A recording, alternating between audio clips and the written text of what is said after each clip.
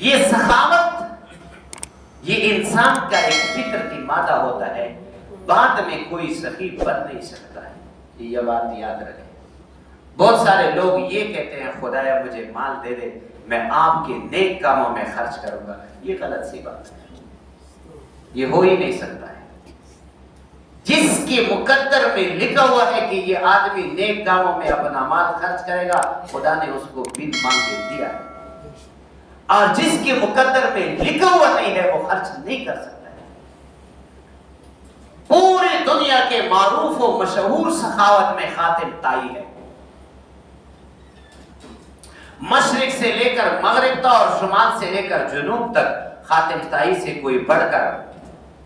سخی انسان پوری دنیا میں کوئی نہیں ملا ہے، ایسی شہرت اس نے پائی۔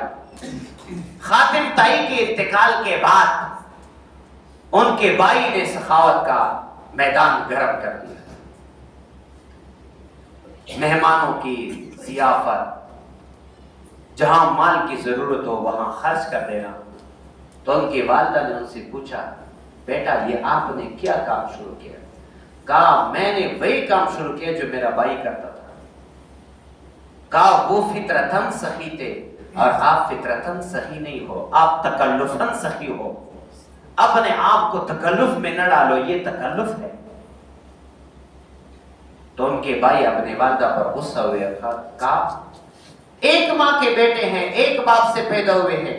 اور وہ فطرتاً سخی تھے اور میں تکلفاً سخی ہوں، یہ کیسے ہو سکتا ہے؟ تو امی نے ان کو کہا بیٹا غصے کی ضرورت نہیں ہے، وہ فطرتاً اس طرح سخی تھے کہ بچپن میں جب وہ میرا دودھ پیتا تھا اور میں کسی دوسرے بچے کو گود میں لیتا تھا تو اس دن اس نے دودھ اس کے لیے چھوڑ دیتا کہ آج میں نہیں پیتا ہوں یہ پیے، حالانکہ بچے تھے۔ اور جب آپ پیدا ہوئے تو میں کسی بچے کو دودھ پلانا بھی نہیں چاہتی تھی، ویسے کسی بچے کو گود میں اٹھاتی تو آپ بلا اٹھتے اور روتے تھے کہ اس کو گود میں کیوں اٹھایا، ایسا نہ ہو میری ماں اس کو دودھ پلائے، یہ تو میرا حق ہے۔ جب جیسی میں آپ کو اپنے سینے کے قریب کر دیتا تو پورا دودھ آپ ختم کر دیتے تھے، حالانکہ اس سے علاوہ دنوں میں آپ سے کچھ رہ بھی جاتا، اس دن آپ کہتے تھے کہ اس دوسرے لڑکے کے لیے کچھ رہے، تو آپ تکلفاً سخی بن رہے ہو اور وہ فطرتاً سخی تھے۔ بہرحال حضرت ہاشم یہ فطرتاً ایک سخی تھے،